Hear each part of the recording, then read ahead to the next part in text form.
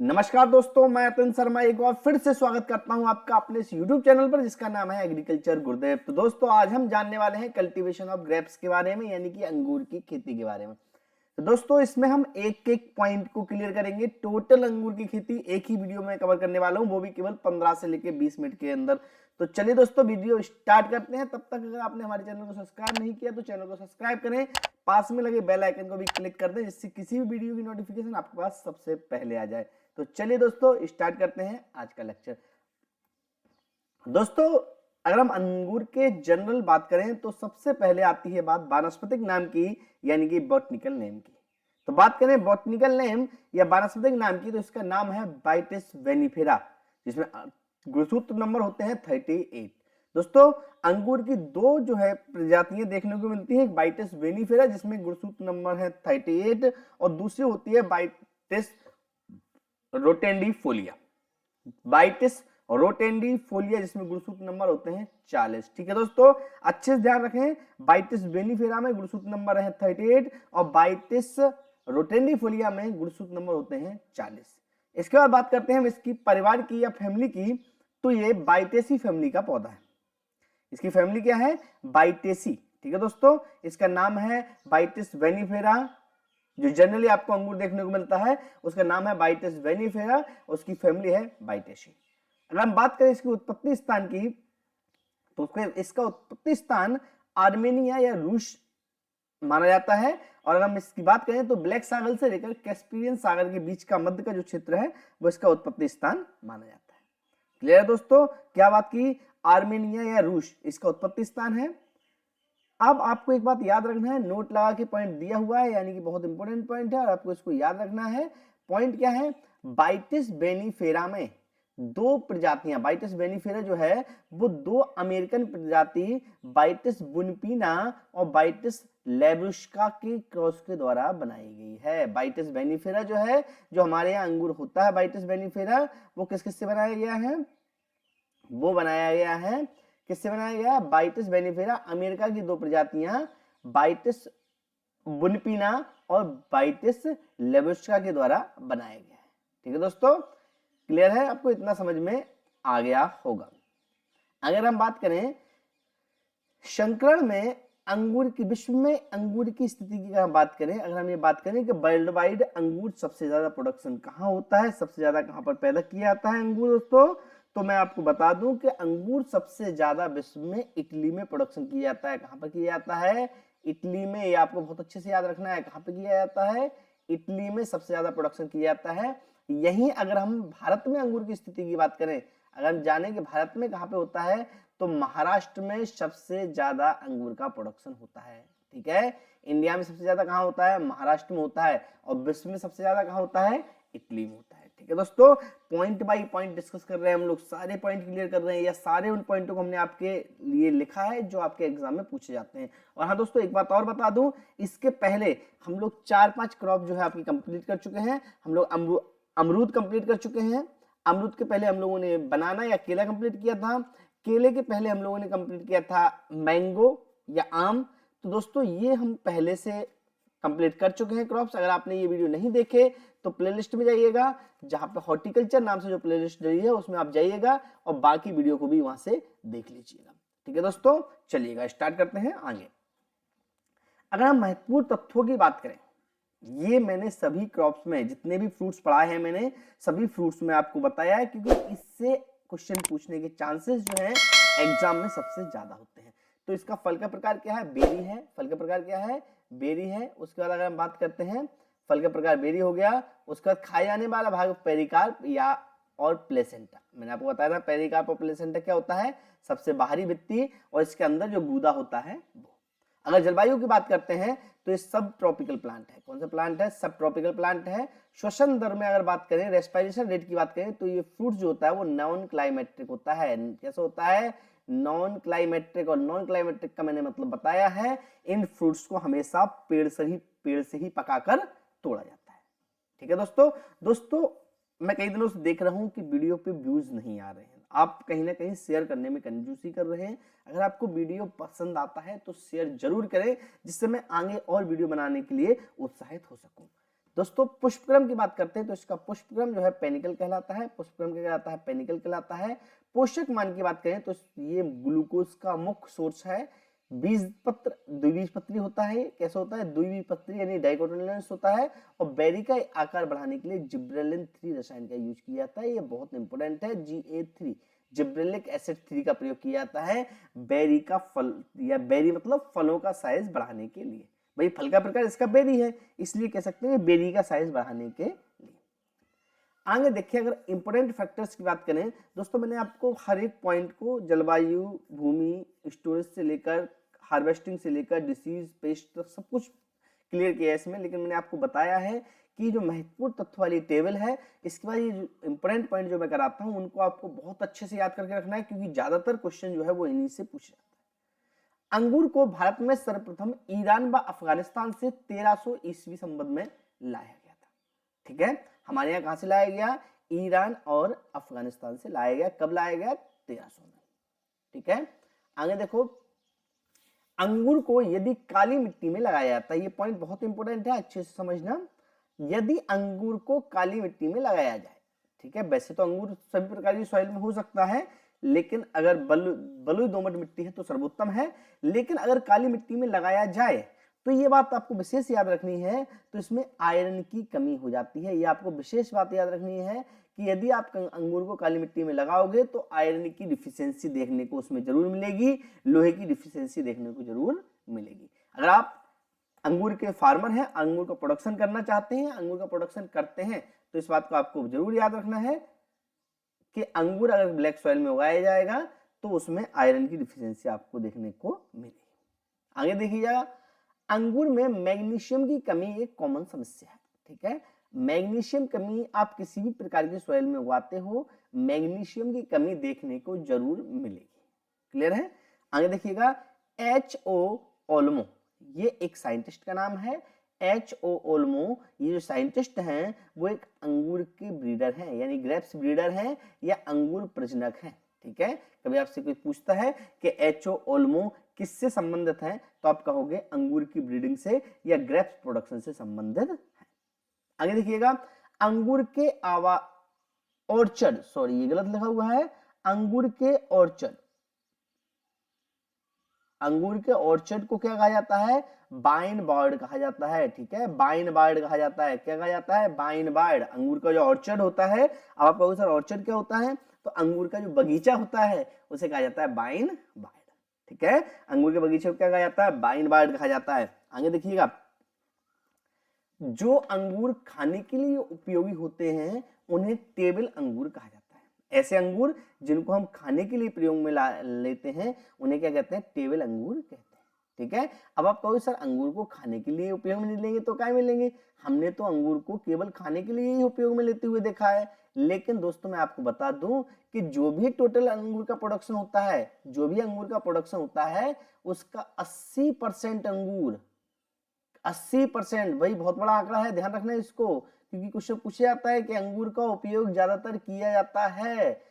ठीक है, तो 80% अंगूर जो है वो शराब बनाने के काम में आता है। किसके काम में आता है, शराब बनाने के काम आता है 80%, यानी केवल 20% का उपयोग या किशमिश बनाई जाती है, जो आप डायरेक्ट खाते हो या जिससे किशमिश बनाई जाती है वो कितना होता है, केवल और केवल 20% होता है। बाकी 80% का उपयोग किसमें किया जाता है, शराब बनाने में किया जाता है। इसीलिए तो हमने यहाँ बात की थी कि अंगूर के जो उद्यान होते हैं उसे वाइन बार्ड कहा जाता है। भाई किसके लिए उपयोग कर रहे हैं इसका उपयोग वाइन के लिए कर रहे हैं, इसलिए इसे क्या कहते हैं, वाइन बार्ड कहते हैं। आगे देखिएगा, अंगूर में पाई जाने वाली शर्करा ग्लूकोज है। ये हम पहले भी बात कर चुके हैं कि अंगूर में कौन सी शर्करा पाई जाती है, ग्लूकोज पाई जाती है। आगे देखिएगा, अंगूर के अध्ययन को विटिकल्चर कहते हैं।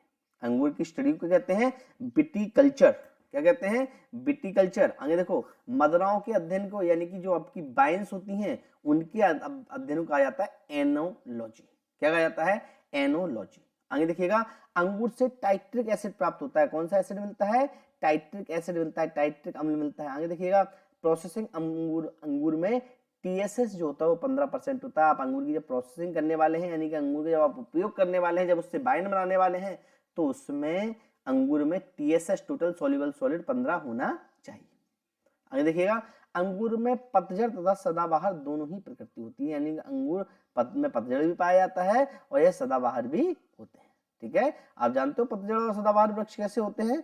पतझड़ और सदाबहार वृक्ष का मतलब ये होता है, पतझड़ ऐसे वृक्ष होते हैं जिनमें साल में एक बार टोटल पत्ते उसके झड़ जाते हैं, और सदाबहार का मतलब ऐसे होता है ऐसे पौधे जो हर सीजन में एक जैसे ही हैं, उनमें पत्ते रहे पत्ते न झड़े तो उन्हें कहते हैं सदाबहार। तो अंगूर ऐसी प्रवृत्ति का है कि इसमें पतझड़ भी पाया जाता है और सदाबहार भी पाया जाता है। अगर बात हम जलवायु की करते हैं तो अंगूर जो है सब ट्रॉपिकल जलवायु का पौधा है। कैसा पौधा है? सब ट्रॉपिकल जलवायु का पौधा है। इसके लिए अंगूर के लिए गर्म एवं शुष्क यानी कि हॉट एंड ड्राई जो क्लाइमेट है वो इसके लिए फेवरेबल है। कैसा क्लाइमेट होना चाहिए? Hot and dry. Hot and dry climate जो है इसके लिए फेवरेबल है। आगे हम बात करते हैं, अंगूर के लिए अधिक आर्द्रता यानी कि हाई ह्यूमिडिटी या अधिक वर्षा यानी कि हाई रेनफॉल हानिकारक होती है। अगर आप अंगूर प्रोडक्शन कर रहे हैं या आप अंगूर के फार्मर हैं तो आपको ये बात विशेष ध्यान रखनी है कि अंगूर के लिए ज्यादा नमी और ज्यादा पानी जो है वो हानिकारक है। अगर वर्षा ज्यादा हो जाती है तो भी इसके लिए हानिकारक है, और अगर ज्यादा नमी रहती है तो भी इसके लिए हानिकारक है। आगे बात करते हैं, तापमान जो है वो 35 डिग्री सेल्सियस से अधिक नहीं होना चाहिए। इसके लिए टेम्परेचर 35 डिग्री सेल्सियस से अधिक नहीं होना चाहिए। आपने देखा होगा महाराष्ट्र में सबसे ज्यादा पाया गया था, और महाराष्ट्र का जो टेम्परेचर होता है वो ज्यादातर जो है वो नॉर्मल टेम्परेचर रहता है, ना बहुत ज्यादा सर्दी होती है वहां पर और ना ही बहुत ज्यादा गर्मी होती है, इसलिए इसको वहां पर यानी कि महाराष्ट्र में सबसे ज्यादा उगाया जाता है। आगे हम बात करते हैं, फल पकने के समय, पकते समय जब इसके फल पकने वाले होते हैं उस समय 20% टेम्परेचर 20 डिग्री सेल्सियस टेम्परेचर, और फूलों के समय 18 से 21 यानी कि वो भी 20 डिग्री सेल्सियस टेम्परेचर होना चाहिए। इसके पकते समय और पुष्पन के समय यानी फ्लावरिंग टाइम और मैच्योरिटी स्टेज पे लगभग 20 डिग्री सेल्सियस टेम्परेचर सबसे अच्छा माना जाता है। अगर हम बात इसकी भूमि करते हैं तो अंगूर की भूमि के लिए अच्छी जल निकास वाली जड़ोल व काली मृदाएं उपयोगी होती है। ठीक है, जड़ोल मृदाएं यानी लेटराइट सॉइल और काली सॉइल यानी ब्लैक मृदाएं। और यहां हमने एक बात और की थी, ब्लैक मृदाओं में अगर आप कर रहे हो तो आयरन की कमी देखने को जरूर मिलेगी। उसका पीएच जो है वो 6.5 से 7.5 के बीच में होना चाहिए। ठीक है, यानी कि उदासीन सॉइल होनी चाहिए, न्यूट्रल होनी चाहिए सॉइल। आगे चलिएगा, इसकी किस्मों की अगर हम बात करते हैं तो किस्मों में पूसा सेडिलस आती है, तासे गणेश आती है, मणिक चमन आती है, स्वर्णिका आती है, दिलखुश, चिंबा साहेब, शरद सीडलेस, ब्लैक चंपा, बेंगलोर ब्लू, गुलाबी को मस्कट भी कहा जाता है, ब्यूटी सीडलेस, किसमिस, चोरनी, परलेट, अनाबेसाही। ये क्या है? ये आपके अंगूर की किस्में हैं। ठीक है, आपको डायरेक्टली क्वेश्चन पूछा जाता है कि बताइए निम्न में से कौन सी अंगूरी किस्म है या पूसा सीडलेस किसकी किस्म है। सबसे ज्यादा पूसा सीडलेस का पूछा जाता है। पूसा सीडलेस किसकी किस्म है? तो आपको बताना पड़ेगा कि पूसा सीडलेस अंगूर की एक किस्म है। ठीक है, आगे चलिएगा, ये कुछ संकर किस्में हैं। संकर किस्में मैंने आपको बताई थी, जब दो शुद्ध किस्मों का क्रॉस करके कोई तीसरी किस्म बनाई जाती है तो उसे संकर किस्म कहते हैं। ठीक है, इसमें अर्कावती की अगर हम बात करते हैं तो ब्लैक चंपा और थॉमसन सीडलेस से बनी है। अर्का नीलमणि ब्लैक चंपा और थॉमसन सीडलेस से है। अर्का कृष्णा ब्लैक चंपा और क्वीन ऑफ वेनयार्ड से है। अर्का चित्र अंगूर केलन और अनाबेसाही से बनी है। अर्का हंस बेंगलोर ब्लू और अनाबेसाही से बनी है। इसके अलावा अर्का श्याम बेंगलोर ब्लू और ब्लैक चंपा से बनी है। अर्का मैजेस्टिक अनाबेसाही और ब्लैक चंपा से बनी है। अर्का श्वेता अनाबेसाही और थॉमसन सीडलेस से बनी है। अर्का कंचन जो आपकी वैरायटी है उसका आपको क्रॉस नहीं पूछा जाता, उसे पूछा जाता है तो आपको बताना है कि देरी से पकने वाली किस्म जो है उसका नाम क्या है? अर्का कंचन। ठीक है, अर्का कंचन देरी से पकने वाली किस्म है। उसके बाद पूषा उर्वशी और पूषा नवरंगी, ये भी क्या है? एक शंकर किस्में है। ठीक है दोस्तों, आपको समझ में आ रहा होगा। आगे अगर हम थॉमसन सीडलेस, क्योंकि ये मैंने कहा था ये क्वेश्चन ज्यादातर पूछा जाता है, ये इंपोर्टेंट वैरायटी है थॉमसन सीडलेस और पूसा सीडलेस। ये दो वैरायटी जो है वो बहुत इंपोर्टेंट है, पूसा सीडलेस और थॉमसन सीडलेस। तो थॉमसन सीडलेस की अगर हम बात करें तो थॉमसन सीडलेस को 1.8 इंटू 2.5 मीटर की डिस्टेंस पर लगाया जाता है। 1.8 इंटू 2.5 मीटर। सर्वाधिक अगर क्षेत्रफल भारत में सर्वाधिक क्षेत्रफल में लगाई जाती है, लेकिन अगर हमने प्रोडक्शन की बात की थी तो सबसे ज्यादा जो है प्रोडक्शन इसका कहां पे था? इटली में था। ध्यान रखेंगे दोस्तों, सॉरी, टोटल अंगूर का प्रोडक्शन इटली में सबसे ज्यादा है, लेकिन भारत में जो भी वैरायटी लगाई जाती है उसमें पूसा थॉमसन सीडलेस जो है वो सबसे ज्यादा लगाई जाती है। कृंतक बावर विधि। देखिएगा, ये बावर विधि जो है वो कृंतक करने की, कटिंग करने की मेथड है। अभी मैं आपको आगे जो टॉपिक पढ़ाने वाला हूं उसमें मैं आपको ट्रेनिंग एंड प्रूनिंग की मेथड बताऊंगा, उसमें मैं आपको बताऊंगा कि किस तरीके से ट्रेनिंग एंड प्रूनिंग करना चाहिए। इस किस्म में गुलाबी बेरी एक मुख्य समस्या है, ठीक है। थॉमसन सीडलेस की प्रमुख समस्या ये है कि इसमें गुलाबी बेरी नामक डिसीज आता है, ठीक है। आगे बात करेंगे अंगूर का मूलवंत यानी कि रूट स्टॉक ऑफ ग्रेप्स। दोस्तों आपको याद होगा रूट स्टॉक का मतलब क्या होता है, मैंने आपको बताया था, जब दो पौधों को मिलाकर तीसरा पौधा बनाया जाता है तो वानस्पतिक प्रसारण की विधि में, तो उसमें जो पौधा जड़ के रूप में प्रयोग होता है उसे रूट स्टॉक या मूलवृंत कहा जाता है। उसे क्या कहा जाता है, रूट स्टॉक या मूलवृंत कहा जाता है, ठीक है दोस्तों। तो आपसे ये पूछा है कि जो इसके मूलवृंत हैं वो कौन कौन से हैं या कैसे हैं, तो ध्यान रखेंगे डॉनग्रीज इसका एक मूलवृंत है जो नेमेटोड और लवण यानी कि सैलाइन सॉइल और नेमेटोड्स के प्रति क्या है, रेसिस्टेंस है, प्रतिरोधी है, ठीक है। एक 16-13 का आता है, वो क्या है, नेमेटोड के प्रति प्रतिरोधी है। साल्ट क्रैक जो है वो नेमेटोड और लबर दोनों के प्रति प्रतिरोधी है। और टेम्पल जो है वो पियर्सिंग बीमारी के प्रति प्रतिरोधी है। दोस्तों इसके जो मूलवृंत है इनसे क्वेश्चन पूछा जाता है, तो आप इसको जरूर ध्यान में रखें, क्वेश्चन आपसे पूछा जाता है यहाँ से, ठीक है। क्वेश्चन यहाँ से जरूर पूछा जाता है, इसलिए ध्यान रखें कि डॉनग्रीज क्या है, नेमेटोड और लबर से प्रतिरोधी है। 16-13 नेमेटोड प्रतिरोधी है। सॉल्ट क्रैक जो है नेमेटोड और लवण प्रतिरोधी है। और टेम्पल्स जो है पियर्सिंग बीमारी के प्रति प्रतिरोधी है, ठीक है। आगे बात करें अंगूर की प्लांटिंग की, तो अंगूर की प्लांटिंग का जो आदर्श समय है यानी कि फेवरेबल जो समय है वो अक्टूबर का समय है। ध्यान रखेंगे ये क्वेश्चन बहुत ज्यादा आपके एग्जाम में पूछा जाता है। अंगूर की प्लांटिंग का फेवरेबल समय जो है वो अक्टूबर है। साथ साथ प्रसारण पूछा जाता है, इसका प्रोपगेशन जो है हार्ड वुड कटिंग से होता है यानी कि सख्त तना कलम से होता है। इसके बाद अगर हम बात करें कलम, जब हम सख्त तना कलम काटते हैं तो उसको लगाने से पहले 3000 ppm IBA indole butyric acid के घोल में डुबोना चाहिए, जिससे उसमें जड़ों का विकास जल्दी हो जाए। क्लियर है दोस्तों। आगे देखिएगा, अगर अंगूर की सधाई की बात करें, अंगूर की ट्रेनिंग की बात करें, तो अंगूर की काट छांट के लिए सधाई, अंगूर के में विशेष प्रकार की काट छांट जो होती है उसे सदाई कहते हैं। उसकी विधियों की अगर हम बात करें तो हेड सिस्टम है, नाइफिन सिस्टम है, टेलीफोन सिस्टम है और बॉबर सिस्टम। अभी आपको याद हो मैंने बताया था अंगूर में सबसे ज्यादा कौन सा सिस्टम यूज होता है, बॉबर सिस्टम का प्रयोग किया जाता है, ठीक है दोस्तों।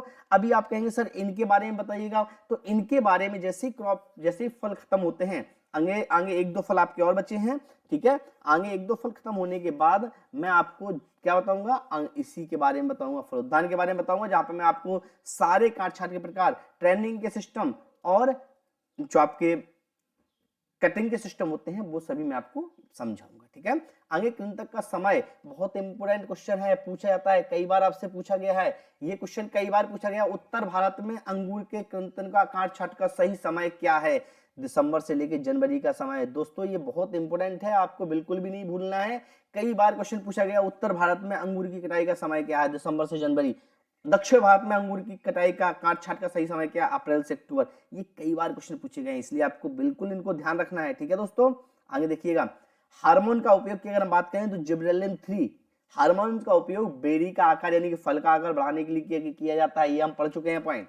दूसरा देखिएगा NAA naphthalene acetic acid 50 ppm का प्रयोग फलों को झड़ने से रोकने के लिए किया जाता है। मैलिक हाइड्रोजाइड का उपयोग नरबंधता को रोकने के लिए किया जाता है। और हाइड्रोजन साइनाइड का उपयोग HCN का उपयोग वृद्धि को रोकने के लिए किया जाता है। बिल्कुल बहुत इंपोर्टेंट हार्मोन्स हैं ये, क्या क्या है, जिब्रेलिन 3 बेरी का आकार बढ़ा देगा, नेफ्थलीन एसिटिक एसिड 50 ppm का अगर आप घोल डालोगे तो फलों को झड़ने से रोक देगा। मैलिक हाइड्रोजाइड जो है MH जो है वो नरबंधता आने से रोकेगा, भाई नरबंधता मेल स्टेरिलिटी नहीं होगी। और HCN का प्रयोग करोगे तो वृद्धि रुक जाएगी, पौधा बहुत ज्यादा बड़े आकार का नहीं होगा, ठीक है। तो ये आपको याद रखना है। आगे देखिएगा, अंगूर के अगर हम दैहिक विकार की बात करते हैं, फिजियोलॉजिकल डिसऑर्डर की बात करते हैं, तो हैंड एंड चिकन जो है दैहिक विकार बोरोन की कमी से होता है। किसी कमी से होता है, बोरोन की कमी से। गुलाबी बेरी नामक समस्या हाई टेम्परेचर की वजह से हो जाती है। और आपने ध्यान हो, अगर आपने पढ़ा था अभी जो हमारी वैरायटी है थॉमसन सीडलेस, उसमें गुलाबी बेरी जो है मुख्य समस्या है। आगे बात करें कैलेक्स एंड रॉट, ये किसके कारण होता है? ये कैल्शियम की कमी के कारण होता है। ठीक है दोस्तों, आगे बात करें अंगूर के रोग के बारे में, तो अंगूर का में रोग आता है डाउनी मिल्ड्यू। कौन सा रोग आता है? डाउनी मिल्ड्यू, ठीक है, पहला। और दूसरा क्या आता है? पाउडरी मिल्ड्यू आता है। अगर हम बात करें हिंदी में तो कहते हैं डाउनी मिल्ड्यू को मृदुला आस्था, और पाउडरी मिल्ड्यू कहते हैं चूर्ण आस्था। अगर इसके बाद हम कीट की बात करें तो अंगूर लीफ रोलर, यानी लीफ रोलर ऑफ ग्रेप्स, ये बहुत ज्यादा इंपॉर्टेंट आपका इंसेक्ट है किसमें? अंगूर में। तो दोस्तों आगे हम कवर करने वाले हैं पपीते की खेती। पपीते की खेती के बाद हम सिट्रस फैमिली को पढ़ेंगे, उसके बाद हम नया टॉपिक स्टार्ट करते हैं। तो दोस्तों उम्मीद करते हैं आपको समझ में आया होगा। अगर आपको समझ में आया है तो वीडियो को लाइक शेयर और सब्सक्राइब जरूर कर दें। मिलते हैं किसी नए वीडियो में, तब तक के लिए टेक केयर, बाय बाय।